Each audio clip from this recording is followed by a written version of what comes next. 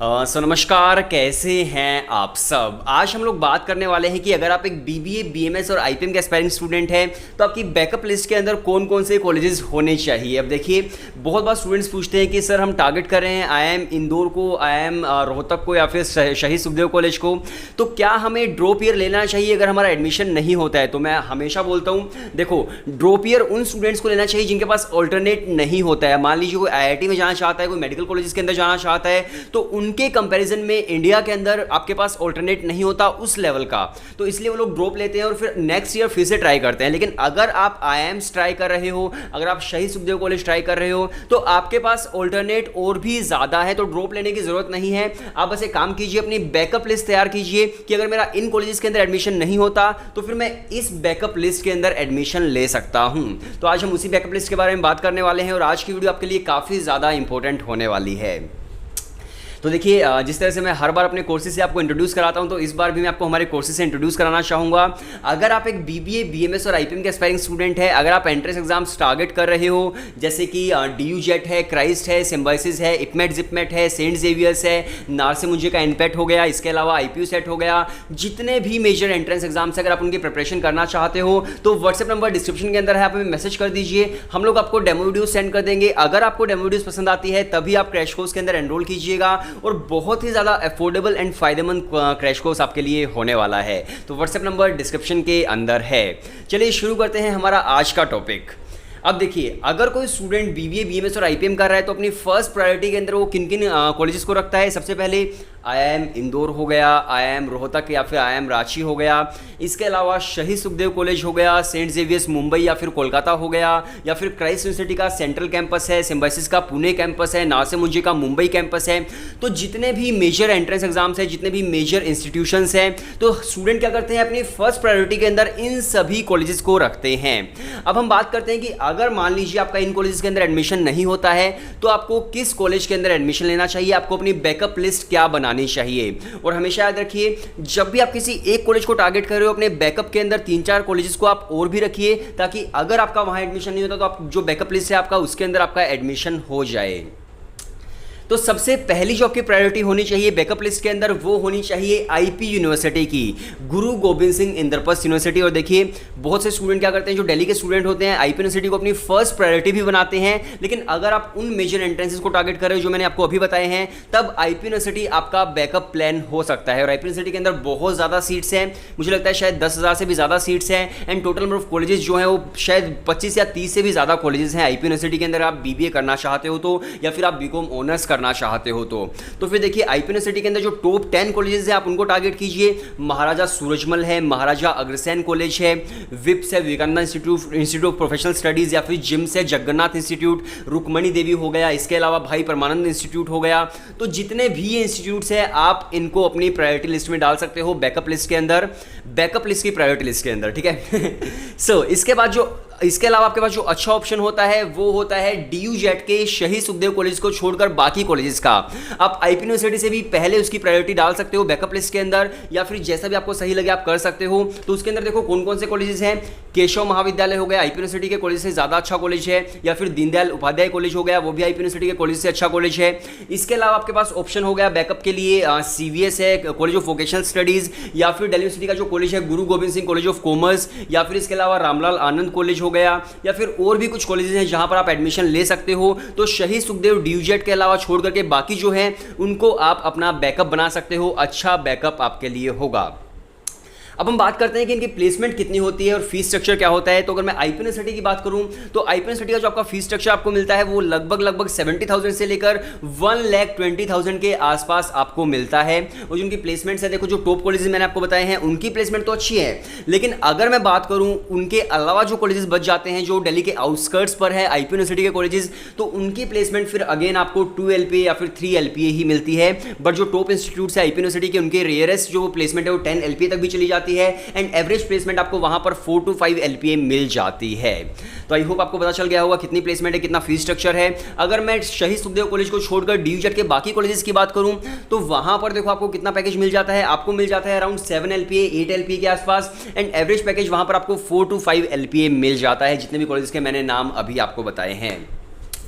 इसके बाद हम बात करते हैं हमारे नेक्स्ट बैकअप लिस्ट की। तो देखो अब इस चीज़ को आप ज़रा ध्यान से समझने की कोशिश करना, जो मैं कहने की कोशिश करूँगा। तो जितने भी मैंने आपको इंस्टीट्यूट बताए थे, क्राइस्ट बताया था, सिम्बायोसिस बताया था, नार्से मुंजे बताया था, तो ये जितने भी डीम्ड टू यूनिवर्सिटीज़ होती हैं, इनके अंदर क्या होता है कि इनके जो सेंट्रल कैंपसेस होते हैं, इनके जो मेन कैंपसेस होते हैं, वो होते हैं काफ़ी पॉपुलर, एंड जो बाकी कैंपसेस होते हैं उनकी प्लेसमेंट इतनी अच्छी नहीं होती in comparison of central campus और in comparison of main campuses. तो आपके पास जो ऑप्शन बचता है फिर वो बैकअप लिस्ट के लिए ही बचता है। अगर आप क्राइस्ट में अप्लाई कर रहे हो तो क्राइस्ट का सेंट्रल कैंपस तो बहुत अच्छा है, लेकिन जो बाकी कैंपसेस हैं उनको आप एज बैकअप प्लान अपना रख सकते हो। जैसे क्राइस्ट के अंदर 3 कैंपस तो बेंगलोर के अंदर एक सेंट्रल कैंपस हो गया, दूसरा आपका बीजीआर कैंपस है, या फिर इसके अलावा आपका जो केंगरी कैंपस हो गया। इसके अलावा उनका एक कैंपस पुणे के अंदर है, लवासा कैंपस। इसके अलावा उनका एक कैंपस है दिल्ली एनसीआर गाजियाबाद के अंदर। तो वहां पर आप बैकअप अपना रख सकते हो। अगर आपका एडमिशन उन मेजर एंट्रेंसेस को आप क्रैक नहीं कर पाते तो इनके अंदर आप एडमिशन ले सकते हो। और इसके अंदर भी ऐसा होता है, क्राइस्ट के अंदर आपके जो राउंड्स होते हैं वो क्लियर हो जाते हैं, और जो राउंड्स अगर खत्म हो जाते हैं तो फिर जो सेंट्रल कैंपस की जो सीट्स होते हैं वो फिल हो जाती है। बाकी जो राउंड्स होंगे एडमिशन के लिए वो दूसरे कैंपसेस के लिए होते हैं। अभी भी एग्जैक्टली ऐसा ही चल रहा है, अभी सेंट्रल कैंपस की सीट्स सारी की सारी फुल हो चुकी हैं।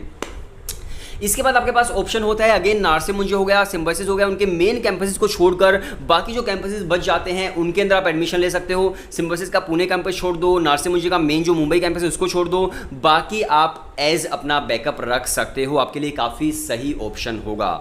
इसके बाद हम बात करते हैं नेक्स्ट आपके बैकअप की। तो आपके लिए भारतीय विद्यापीठ हो सकता है, एक पुणे के अंदर है, एक दिल्ली के अंदर है। बहुत सारे लोग भारतीय विद्यापीठ को अपनी प्रायोरिटी लिस्ट के अंदर भी रखते हैं, मतलब बैकअप की नहीं बल्कि प्रायोरिटी लिस्ट के अंदर रखते हैं। लेकिन आपको अगर लगता है कि आपको एंट्रेंसेस क्रैक करने हैं, जेवियर्स का करना है, DUJET करना है, इपमेट करना है, तो उनके कंपैरिजन में भारतीय विद्यापीठ जो है वो आपका एज बैकअप प्लान हो सकता है।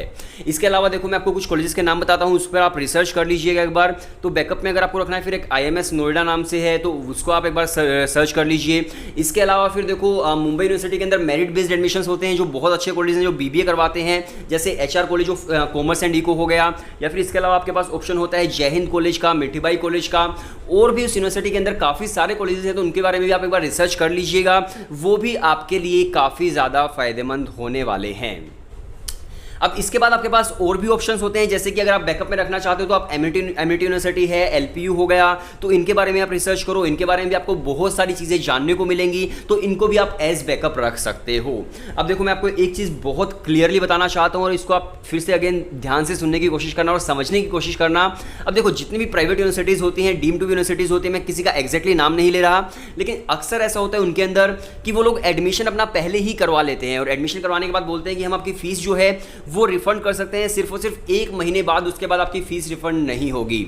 अब देखिए जो भी मेजर एंट्रेंसेज हैं, जो टॉप इंस्टीट्यूट्स हैं, जैसे कि IIMs हो गए, शहीद सुखदेव हो गया, DUJET हो गया, तो जितने भी मेजर, या फिर जेवियर्स हो गया, तो जितने भी मेजर एंट्रेंस एग्जाम्स हैं उनका जो एडमिशन होने वाला है वो तो आपके 2 या 3 महीने के बाद होने वाला है। तो अगर आपने उन प्राइवेट यूनिवर्सिटीज़ के अंदर, उन डीम्ड टू यूनिवर्सिटीज़ के अंदर एडमिशन ले लिया, फिर वो लोग बोलते हैं हम फीस रिफंड नहीं करेंगे। अब आपने 1.5 लाख फीस पे की है, किसी की आपने 3 लाख रुपए फीस की है 1 साल की, तो भाई अगर आप वो मतलब फीस आपकी रिफंड नहीं करेंगे तो आप मतलब उनका एडमिशन जो आप विड्रॉल नहीं कराओगे, और एडमिशन विड्रॉल नहीं कराओगे तो फिर आप उन टॉप कॉलेजेस के अंदर एडमिशन नहीं ले सकते जिनका एडमिशन प्रोसीजर 3 महीने के बाद है।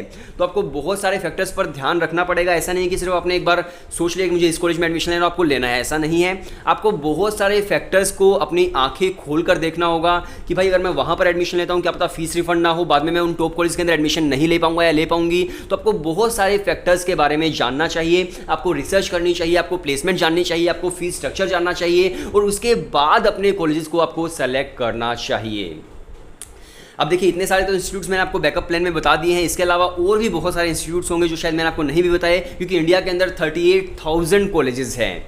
तो सभी के बारे में तो हो सकता है मुझे भी ना पता हो या फिर किसी को भी ना पता हो, तो आप भी एक बार रिसर्च करो, आपको भी और अच्छे अच्छे बैकअप प्लान्स आपको मिल जाएंगे, और ट्राई करो उन कॉलेजेस के अंदर जाने की। और हाँ, एक बैकअप प्लान और है, अभी मुझे याद आया, जामिया के अंदर भी आप एडमिशन ले सकते हो अगर आप BBA करना चाहते हो तो। देखो जामिया पॉपुलर है खासकर अपने मास कम्युनिकेशन के लिए, उसकी प्लेसमेंट भी अच्छी है, लेकिन अगर आप BBA करते हो तो BBA की प्लेसमेंट जो है जामिया की वो आपको एवरेज प्लेसमेंट ही मिलती है IP यूनिवर्सिटी की तरह, लेकिन जो बैकअप है वो आपका अच्छा हो सकता है जामिया के अंदर। जामिया को अपनी फर्स्ट प्रायोरिटी मत बनाओ, लेकिन बैकअप के लिए जामिया काफ़ी अच्छी यूनिवर्सिटी साबित होगी।